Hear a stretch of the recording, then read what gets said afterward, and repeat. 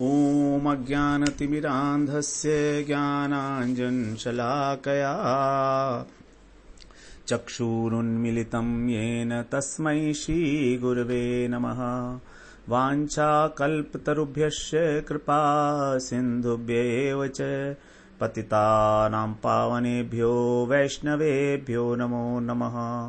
नमो महावदान्याय कृष्ण प्रेम प्रदायते कृष्णाय कृष्ण चैतन्य नाम्ने गौरत्विषे नमः। हे कृष्ण करुणा सिंधो दीनबंधो जगत्पते गोपेश गोपिका कांत राधा कांत नमोस्तुते। तप्त कांचन गौरांगी राधे वृंदावनेश्वरी वृषभानुसुते देवी प्रणमामि हरिप्रिये। वृन्दायै तुलसीदेव्यै प्रियायै केशवस्य च कृष्ण भक्ति प्रदे देवी सत्यवत्यै नमो नमः। श्री कृष्ण चैतन्य प्रभो नित्यानंद श्री अद्वैत गदाधर शिवासादि गौरभक्तवृंद। हरे कृष्णा कृष्णा कृष्णा हरे हरे हरे राम राम राम हरे हरे। हरे कृष्णा। सर्वप्रथम मैं अपने गुरुपाद पद ओम विष्णुपाद अष्टोत्तर शत श्री श्रीमद् भक्ति वेदांत माधव गोस्वामी महाराज के चरण कमलों में अनंत कोटि दंडवत प्रणाम ज्ञापन करता हूँ।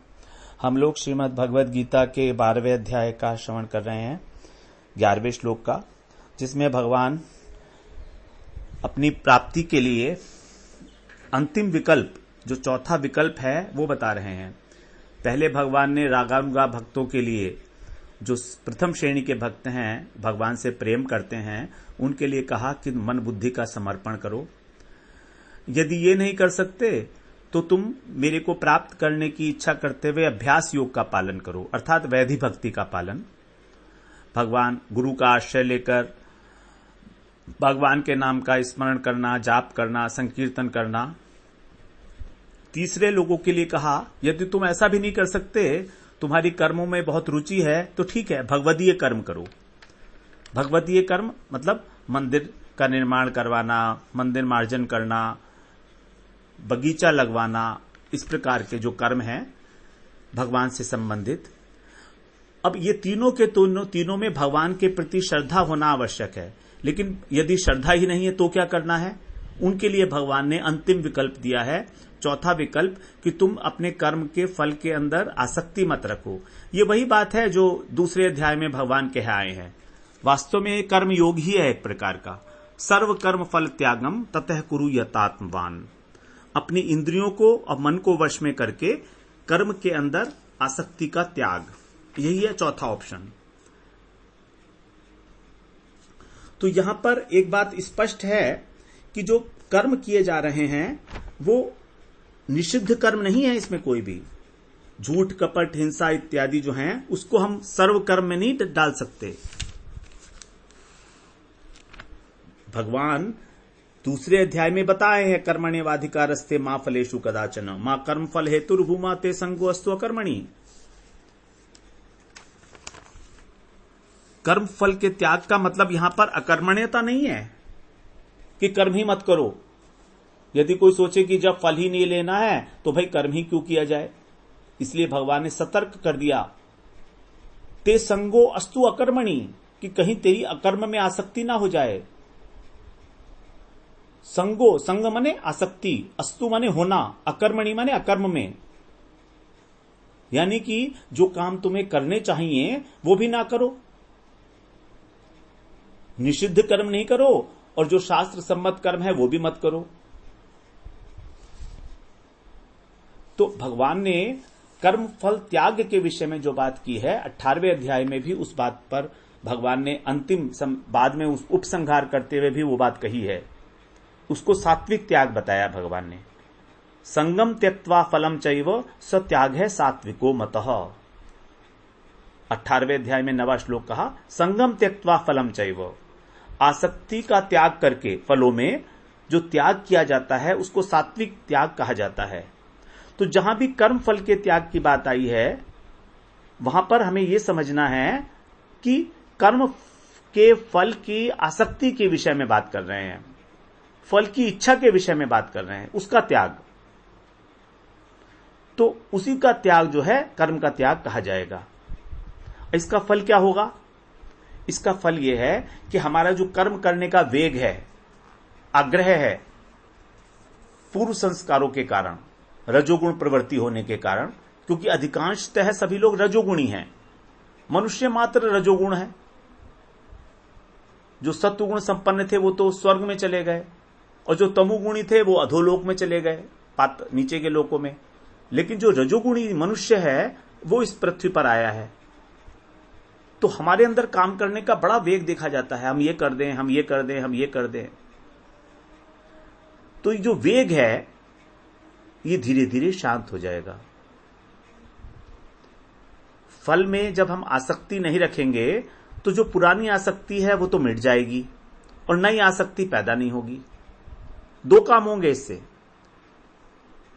जो पुरानी आसक्ति थी हमारे चित्त के अंदर, जो स्फुरणाएं उठ रही थी राग की, वो राग कम होगा और नया आसक्ति बनेगी नहीं। तो इस प्रकार क्रमशः जो कर्म है वो निष्कर्मता को प्राप्त हो जाएगा, निष्कामता को, निष्कर्म नहीं, निष्कामता को। 55वें श्लोक में भगवान ने 11वें अध्याय में जो साधन पंचक बताया था उसमें कहा था ये बात, संग वर्जित, संसार में आसक्ति का त्याग। जिनकी भगवान में अभी तक श्रद्धा उत्पन्न नहीं हुई है, जो भक्ति नहीं कर सकते और ना ही करना चाहते हैं, उनके लिए यहां कह रहे हैं कि तुम कर्म करने में तुम्हारी प्रवृत्ति है तो ठीक है, ये कर्म तुमको बांधने वाला है इस संसार से। अब अगर तुम इसके अंदर फल में आसक्ति नहीं रखोगे तो बंधोगे नहीं। फले सक्तो निबध्यते, फल में आसक्त होना ही बंधन का कारण है। 5वें अध्याय का 12वां श्लोक। इसलिए भगवान ने कर्मयोग का विषय आरंभ करते ही दूसरे अध्याय में पहले कह दिया कि कर्म फल में तेरा अधिकार नहीं है, मां फलेषु कदाचन। जब तेरा अधिकार नहीं है तो उसकी इच्छा कैसे कर सकता है? You can not remain attached. अधिकार जिस चीज में होता है हम उसी वस्तु को तो प्राप्त करने की इच्छा करेंगे ना। तो भगवान ने बड़ा स्पष्ट कहा कि तेरा अधिकार नहीं है, मतलब भगवान का अधिकार है कि हमें क्या फल देंगे, क्योंकि भोक्ता भी वास्तव में वही है। तो ये तो हुई हमारी कर्म फल त्याग के विषय में चर्चा। अब हम एक जो बाद में बात कही है भगवान ने उसको श्रवण करते हैं। उसमें वो कह रहे हैं, ततः कुरु यतात्मवान। तू कर्म के फल में आसक्ति का त्याग तो कर, लेकिन कैसे कर? How to do it? यतात्मवान बनकर। बड़ा महत्वपूर्ण शब्द है ये, यतात्मवान। जैसे ज्ञानवान होता है, विद्वान होता है, जिसके पास विद्वत्ता होती है उसको हम बोलते हैं विद्वान। धन होता है तो धनवान, ज्ञान होता है तो ज्ञानवान, बल होता है तो बलवान। ऐसे ही भगवान कह रहे हैं यतात्मवान। यत आत्म, आत्म का अर्थ है यहां पर मन और इंद्रियां। यत का मतलब है जीतना। तो जिसने मन और इंद्रियों को जीत लिया है, विजय प्राप्त कर ली है जिसने, उसको कहेंगे हम यतात्मवान। यति, उसको यति भी कहा जाता है। यदि ये वश में नहीं है तो क्या होगा? ये जबरदस्ती हमको भोग में फंसा देंगे और फिर भोगों की कामना हो जाएगी और आसक्ति का त्याग तो इम्पॉसिबल हो जाएगा। तो इसके लिए आत्म संयम की अत्यंत आवश्यकता है। हम सोचें कि बिना अपने मन को और इंद्रियों को वश में करके हम और फल की इच्छा का त्याग कर दे हैं, इट इज नॉट पॉसिबल। दूसरे अध्याय में भगवान ने इसी विषय में बहुत विस्तार से चर्चा की है, और तीसरे अध्याय में तो स्पेशली इंद्रियों के विषय में कि इंद्रियां कितनी बलशाली हैं। तो यथात्मवान होने की आवश्यकता है कर्मयोग में, ज्ञान योग में और ध्यान योग में, तीनों प्रकार के योगों में।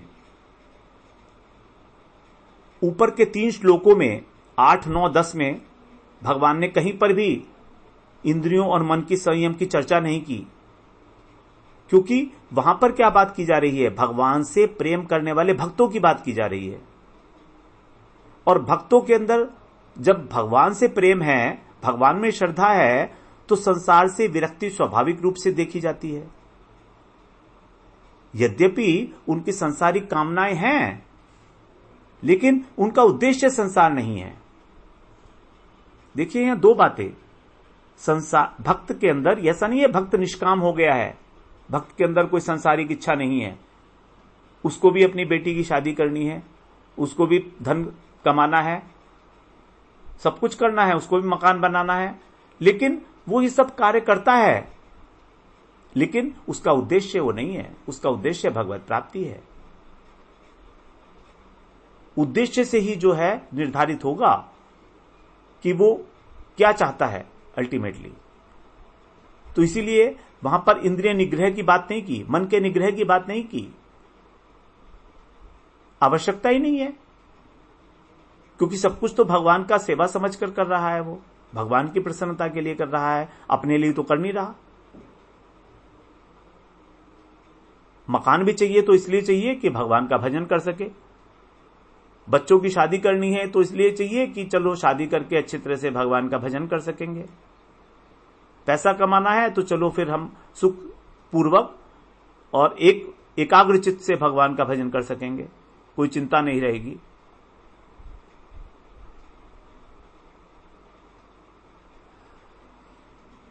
तो इस प्रकार से 8, 9 और 10 श्लोक के अंदर भक्ति की प्रधानता है, भगवान का आश्रय है, इसलिए वहां पर यथात्मवान कहने की आवश्यकता ही नहीं है।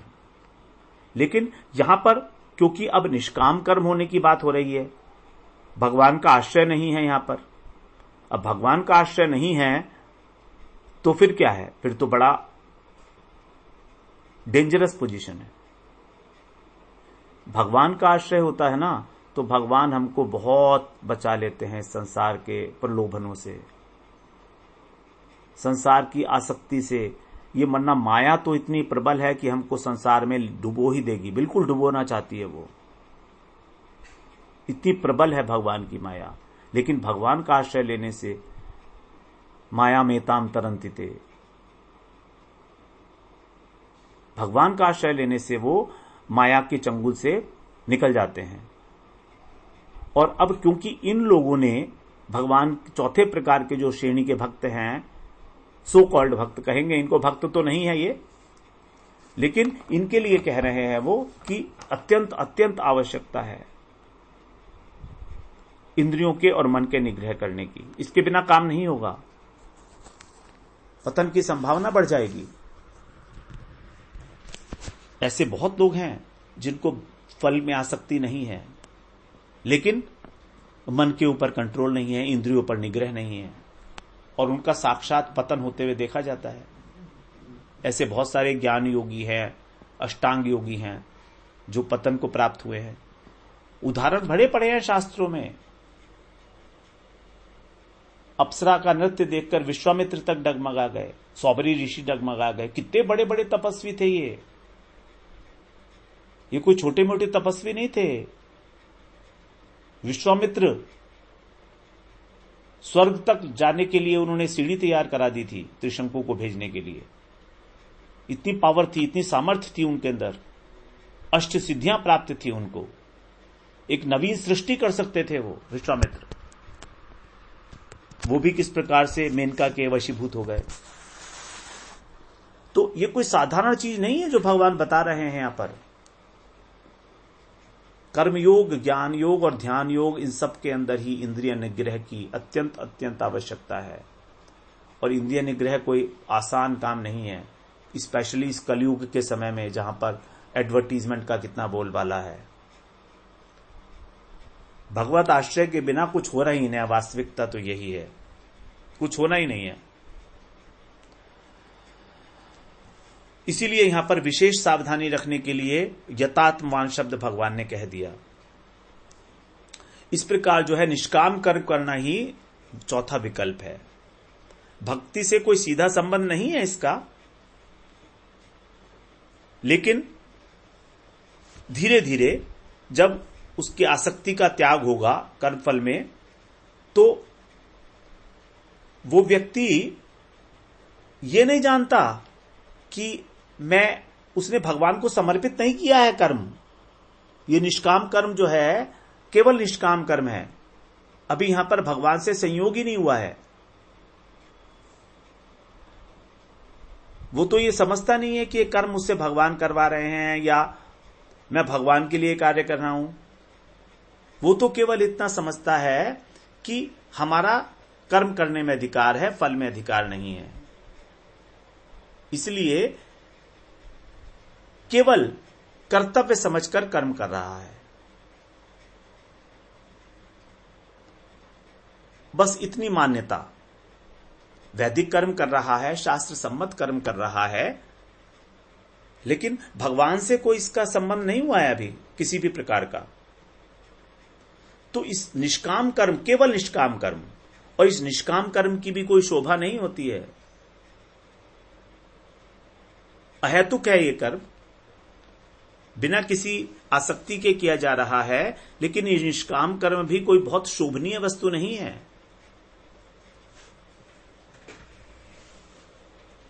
शोभनीय वस्तु वही होगी जिसका हमको कोई अच्छी प्रकार जिससे हमको अभीष्ट की प्राप्ति हो सके।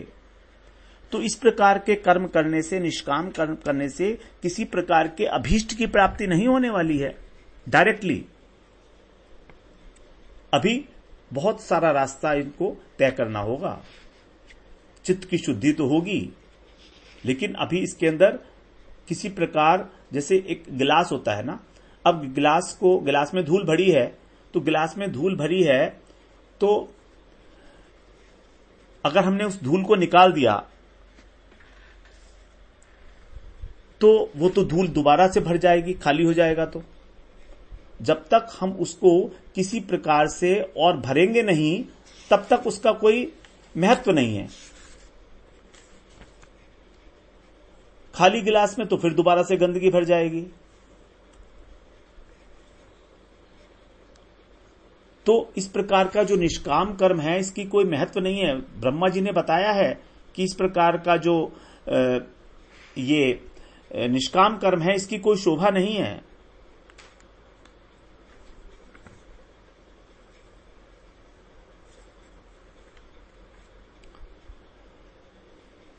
अब हम लोग ये देखें कि फिर भगवान ने इसको चौथे साधन के रूप में प्रतिपादित क्यों किया।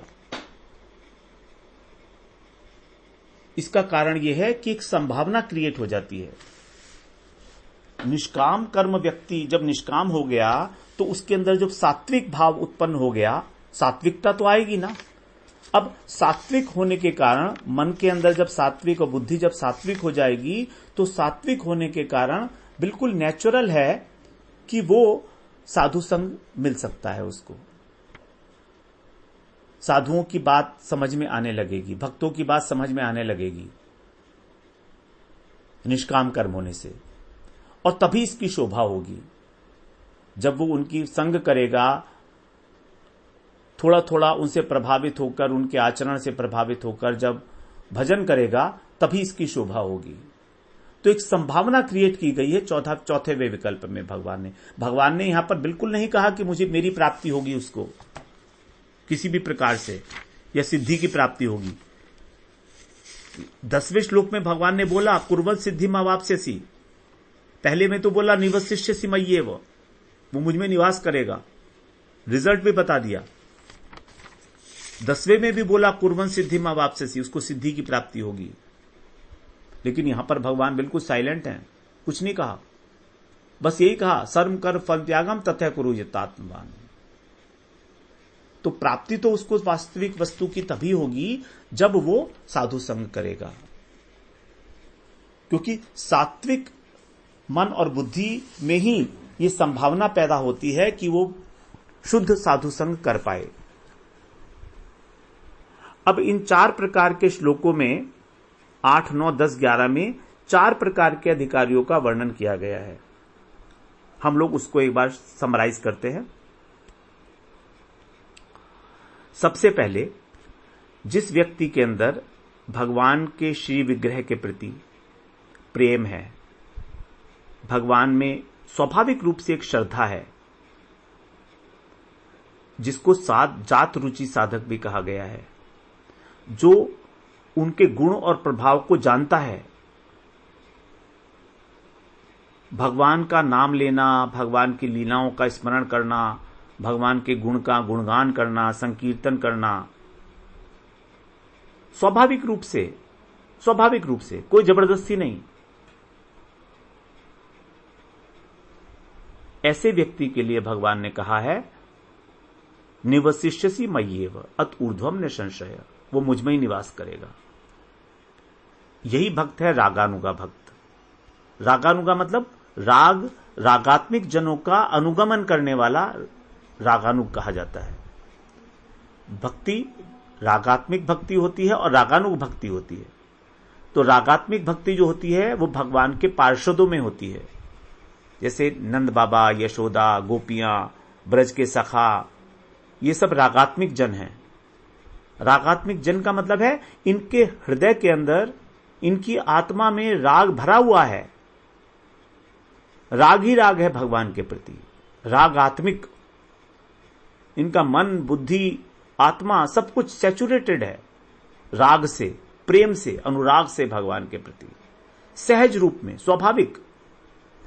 गोपियां कोई ये नहीं कि भगवान से बाद में किसी कारण विशेष से उनसे प्रेम करने लगी हूं, ऐसा नहीं। जब से उन्होंने जन्म संभाला है, जब से उन्होंने श्वास लेना शुरू किया है, तब से ही उनको प्रेम है कृष्ण से। अब क्यों है पता नहीं, कोई कारण नहीं है, अहेतुक प्रेम है तो है। इसी को कहा रागात्मिक जन। तो ऐसे रागात्मिक जनों का जो अनुगमन करते हैं उन्हीं को कहा जाता है रागानुग। अनुग का मतलब अनुगमन करना। तो उनका अनुगमन करते हैं मतलब उसी भाव से उनकी सेवा करते हैं, जिससे कि वो भगवान की सेवा कर सकें। यहां पर भगवान की डायरेक्ट सेवा का भी विधान नहीं है रागानुगा में। यहां पर दासत्व जो है वो भगवान के भक्तों का है, रागानुग का। जैसे राधा रानी का दासत्व, जो वात्सल्य भाव के भक्त हैं वो यशोदा जी का, नंद बाबा का अनुगत्य करेंगे।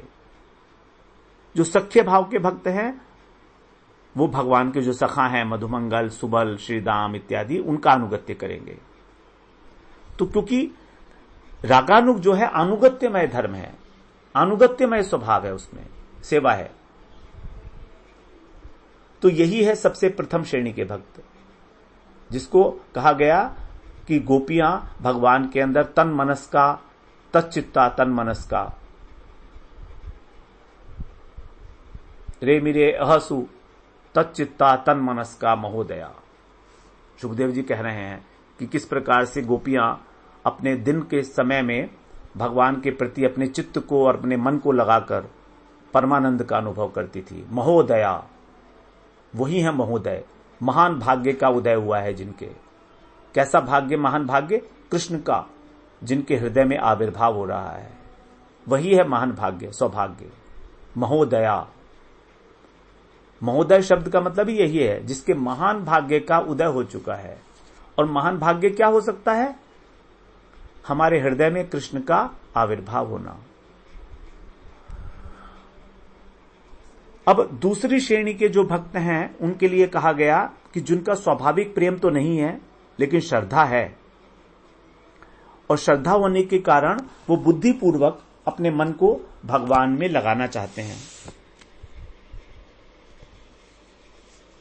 ऐसे लोगों के लिए 9th श्लोक में बताया भगवान ने कि तुम भगवत प्राप्ति की इच्छा करते हुए अभ्यास योग का पालन करो।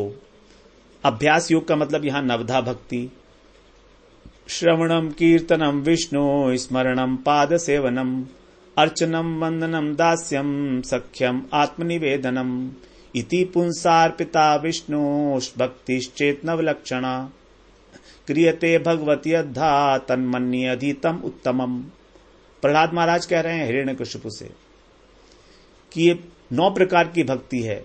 श्रवण, कीर्तन, स्मरण, पाद सेवन, अर्चन, वंदनम, सख्य, दास्य और आत्मनिवेदन। सख्यम, दास्यम, आत्मनिवेदनम, इसी को करना है। कैसे करना है? भगवान का आश्रय लेकर, गुरु का आश्रय लेकर। भक्ति तो करनी है भगवान की। इति पुंसार्पिता विष्णु, विष्णु को अर्पित होकर, शरणागत होकर। यही है नवलक्षणा भक्ति, यही है वैधि भक्ति, यही है अभ्यास योग। तो यहां पर इंपॉर्टेंट क्या बात है? इंटेंशन।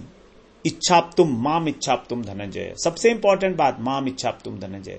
वास्तव में भगवान की इच्छा प्राप्ति करने की इच्छा ही हमको इस मार्ग पर अग्रसर करती है, और हमारा कोई पीछे प्रेरक नहीं है। हमारे हृदय के अंदर एक तीव्र इच्छा, व्याकुलता, उत्कंठा होनी कि इसी जन्म में हमें भगवत प्राप्ति करनी है, भगवान का अनुभव करना है। तीसरे श्लोक में फिर, मतलब 8वें 9वें 10वें श्लोक में भगवान बता रहे हैं अब कि जिनकी कोमल श्रद्धा है भगवान में, बहुत अधिक बलवान श्रद्धा नहीं है, यज्ञ दान तप कर्म जो है उनको अच्छा समझता है, भगवान की श्री विग्रह की पूजा तो करता है, लेकिन भक्तों के अंदर श्रद्धा का भाव नहीं है, जिसको कनिष्ठ अधिकारी कहा भागवत में। अर्चायामेव हरेयः पूजां श्रद्धेहते न तद्भक्तेषु च अन्येषु स भक्तः प्राकृतः स्मृतः। उस भक्त को वहां पर कहा गया प्राकृत, प्राकृत भक्त है ये। 11वें स्कंध के 2 अध्याय का 27वां श्लोक। अर्चायामेव हरेयः, जो हरि की अर्चा करता है, पूजाम, पूजा करता है श्रद्धा के साथ, श्रद्धा इह हते, न तद भक्तेषु, लेकिन भगवान के भक्तों में और अन्य प्राणी के अंदर कोई श्रद्धा नहीं रखता है वो। तो इसके लिए भगवान ने कहा भगवान ने कि भगवत प्रसन्नता के लिए मदर्थम अपि कर्माणि कुर्वन् सिद्धिम अवाप्स्यसि। करते करते, कुर्वन् माने करते करते, कंटिन्यूअस टेंस में क्रिया है, करते करते, धीरे धीरे भगवदीय कर्मों को करते करते, भगवान की पूजा करना, भगवान की अर्चना करना, करते करते, करने का प्रभाव, करने का यहां पर वो है प्रधानता है, कर्म की प्रधानता है। कुर्वन् सिद्धिम अवाप्स्यसि, सिद्धि की प्राप्ति हो जाएगी, मतलब भगवान में मन लगने लगेगा। चौथी श्रेणी जो उनकी है, ना श्रद्धा है, ना रुचि है, ना प्रियता है, कुछ नहीं है। भगवान को सर्वव्यापी मानते हैं, निराकार मानते हैं, और लोकहित के लिए शास्त्र सम्मत कर्म करना चाहते हैं। समाज सेवा करते हैं, नर सेवा करते हैं, देश सेवा करते हैं। इनका मन नहीं लगता भगवदीय कर्म करने में, ना तो भगवदीय कर्म करना चाहते हैं, ना अभ्यास करना चाहते हैं। फिर भी कहते हैं हमको मुक्ति चाहिए, हमको मोक्ष चाहिए, ऐसा बोलते हैं, सभी लोग बोलते हैं, लेकिन करते रहते हैं कुछ ना कुछ। तो जो करने का वेग है उसको समाप्त करने के लिए ही कह रहे हैं यहां पर कि कर्म के फल में आसक्ति का त्याग करो, अपने मन को और इंद्रियों को वश में करके। यदि मन को और इंद्रियों को वश में नहीं करोगे तो तुम्हारी आसक्ति का त्याग भी नहीं हो सकता, क्योंकि ये तुम्हारी इंद्रियां तुमको भोगों के अंदर लिप्त कर देंगी और पतन करा देंगी, नीचे गिर जाओगे आप। ये स्वाभाविक होगा, आसक्ति का त्याग नहीं ही हो सकता। इसीलिए जहां पर भी कर्मयोग ज्ञान योग की बात हुई है, भगवान ने वहां पर इंद्रियों के और मन के संयम की बात जरूर की है, जबकि भक्ति में ऐसी कोई बात नहीं की गई कहीं पर भी। क्योंकि भगवान से प्रेम है तो जो भी किया जा रहा है वो भगवान की प्रसन्नता के लिए है। संसार से तो विरक्ति आनुषंगिक फल है, उसका गौण फल है, अपने आप मिल जाएगा, प्रयास नहीं करना होगा। आत्म संयम, इंद्रिय संयम तो अपने आप हो जाएगा, क्योंकि भगवान का प्रसाद ग्रहण करता है भक्त। इंद्रिय संयम के लिए तो उसको जरूरत ही नहीं है, मन को एकाग्र करने की जरूरत ही नहीं है उसको, क्योंकि उसका मन तो भगवान में लगा है, हरे कृष्णा करता है।